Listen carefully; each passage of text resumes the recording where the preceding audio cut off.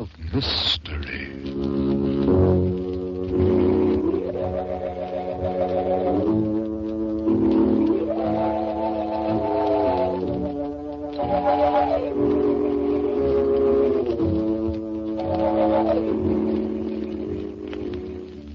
Good evening.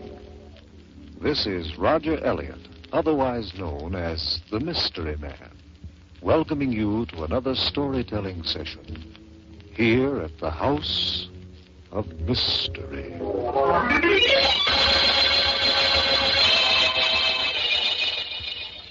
Today, we continue with the reading of Edward Bulwer Lytton's famous ghost story, The Haunters and the Haunted. As Ruth told us yesterday, Mr. Bulwer Lytton was not only a writer of ghost stories, but the author of The Last Days of Pompeii and a distinguished member of the British Parliament. Why did he write The Haunters and the Haunted? Why, Johnny? Well, I should say for the same reason that I spend a good deal of time investigating rumors of supernatural manifestations to prove, if possible, that ghosts and phantoms exist only in the imagination. Does he prove it in the story? Well, let's find out, shall we? Yeah. Down with the lights, Johnny. That's fine. As you know, this story is about a haunted house in the very heart of the city of London. A house no human being would occupy because of the weird and frightening creatures who were said to inhabit it. However, the man who tells the story decided to investigate the house. He and his secretary, Frank Carter, moved in. The first thing they noticed were mysterious footprints on the damp stones of the yard at the rear of the house. Footprints that formed before their very eyes. Then inside the house they saw a mysterious light fashioned in human shape. A light that ran up the stairway to the attic and disappeared. They decided to retire for the night and search the house in the morning. But no sooner was the man who tells the story in bed when a cold wind passed over his face, and an invisible hand reached out and took his watch from the table beside the bed. Well, that's where I stopped yesterday. Now I'll continue from page 271, chapter 3 of The Haunters and the Haunted. I sprang out of bed, seizing my revolver in one hand and my dagger in the other. I was going to make sure that fiendishly invisible hand didn't get them, too. Then I started to search the floor for the watch. It was nowhere to be seen. Suddenly, I heard 3 loud, distinct knocks at the head of my bed. Frank heard them, too, and called out from his room. I warned him to be on guard. All my courage was disappearing fast. Now, my bull terrier, sleeping in front of the fireplace, roused himself and sat up on his haunches, his ears twitching. What had he heard? My attention was entirely directed toward him. I saw him get up slowly, his short hair bristling, and stand perfectly rigid. A few seconds later, Frank came into the room. And if I ever saw stark horror in a human face, I saw it then. I wouldn't have recognized him had I met him on the street. He rushed over to me, and when he spoke, his voice was a ghastly whisper. "Run! Run!" he said. "It's after me!" In a moment, he was at the door of the landing. He pulled it open and went bounding down the stairs, unheeding my cries to stop. I heard where I stood the street door open. Then I heard it slam. I was alone in the haunted house. I struggled with myself for a moment. Should I follow Frank? I decided against it. Yes, I was somewhat frightened. But at the same time, my mind refused to believe the incredible things my eyes had witnessed. If I could only keep my wits about me, I was certain nothing could go wrong. I went immediately to Frank's room. In spite of careful searching, I could find no door or even crack in the wall by which the invisible thing could have entered. My own room was the only possibility. I decided to return to my own chamber and wait for the thing to appear again. Once inside, I shut and locked the door to the hall. Then I stood by the fireplace, expectant and prepared. It was then I missed my dog.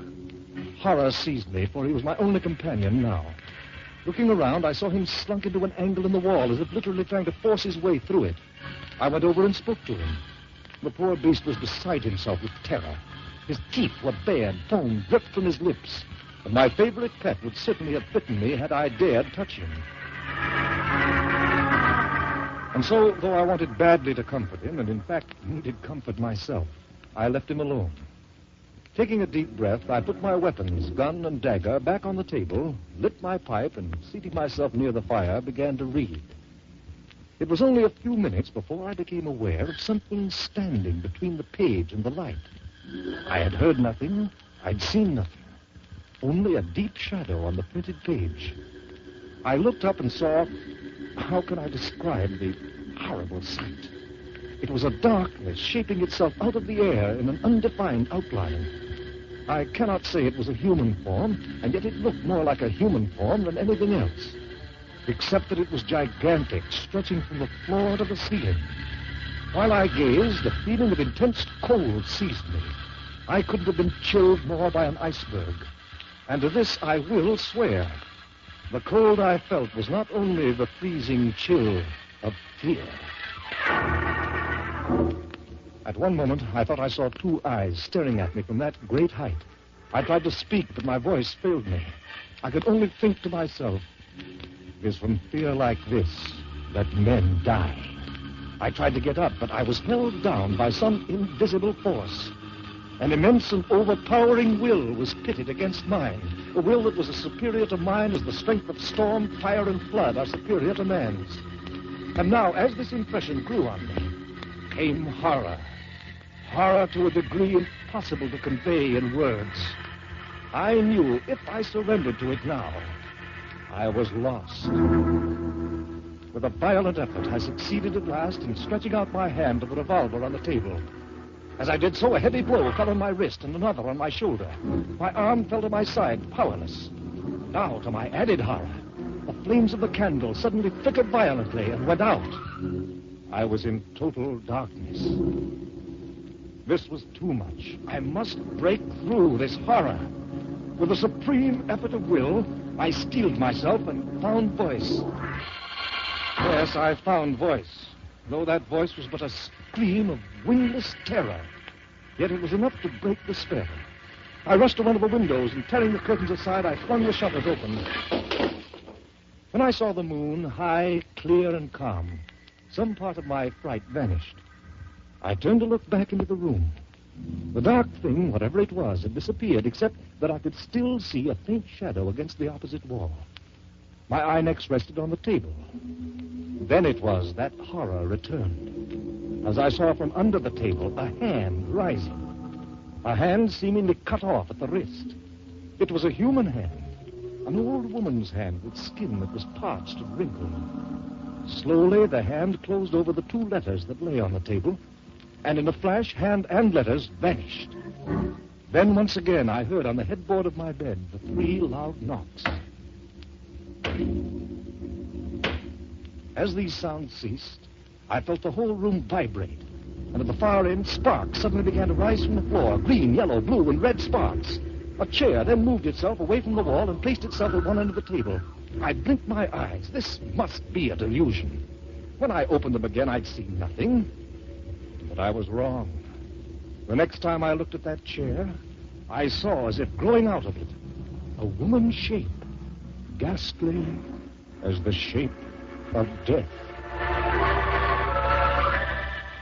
The face was that of a young girl, a girl with a strange, mournful beauty. Her throat and shoulders were bare. The rest of her form was enveloped in a gown of cloudy white. The figure began combing its long yellow hair, which fell over its shoulders. Its eyes weren't turned toward me, but toward the door. It seemed listening, watching, waiting. The shadow in the background grew darker. I thought I saw eyes gleaming from the top of it, eyes that were now fixed on the shape of what had once been a girl. My ordeal of horror wasn't yet over. Coming through the locked door, I saw another shape take form, a shape equally distinct as the girl's and equally ghastly. It was the shape of a young man, dressed in a costume of the 1700s.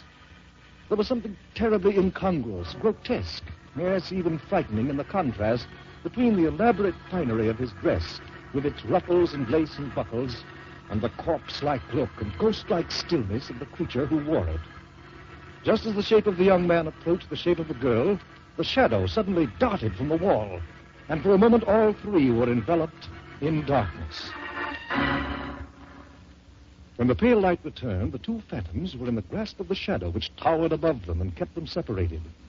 And there was a dark stain on the cloudy white garments of the girl, just where her heart might have been. The young man was leaning on his sword. Only a moment was given me to see this horrible sight. Then the shadow descended again, and they were gone. The closet door to the right of the fireplace now opened, and from it came the form of an old woman. In her hand she held letters, the very letters over which I'd seen the hand close, and behind her I heard a footstep. She turned as if to listen. Then she opened the letters and seemed to read, and over her shoulder I saw a livid face, the face of a man long drowned, with seaweed tangled in his dripping hair, and at her feet there was a child, a weeping child.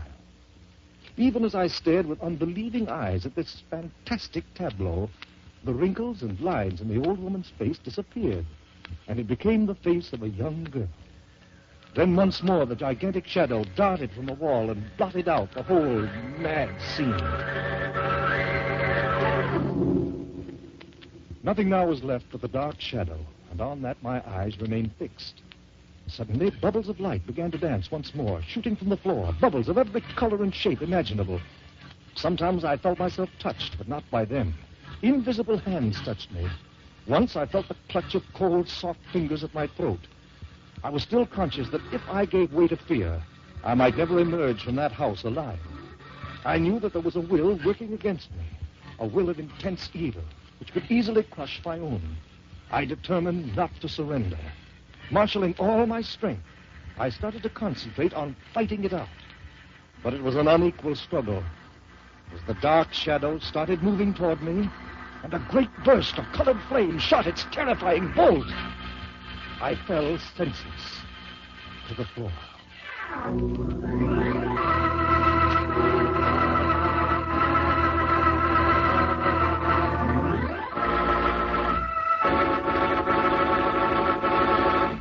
All right, Johnny, turn up the lights. Hey, this isn't a true story, is it, Mystery Man? Of course not, Johnny. But you said that Mr. Bulwer Lytton had explanations for all the supernatural things that happened. Well, I didn't quite say that, Ruth. What I did say, or at least what I meant to say, was that Bulwer Lytton tries to explain why the storyteller saw the ghostly manifestations. Well, how can there be any explanation for people appearing and disappearing and hands reaching out for things in black shadows? You haven't a very good memory, Johnny.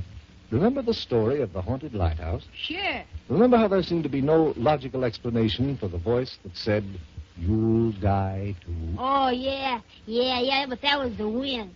How's he going to explain the things he saw? Well, suppose we wait and see. Tomorrow we'll continue with Chapter 4 of The Haunters and the Haunted. Same time, and for our radio listeners, the same station. I'll be waiting for you at the House of Mystery.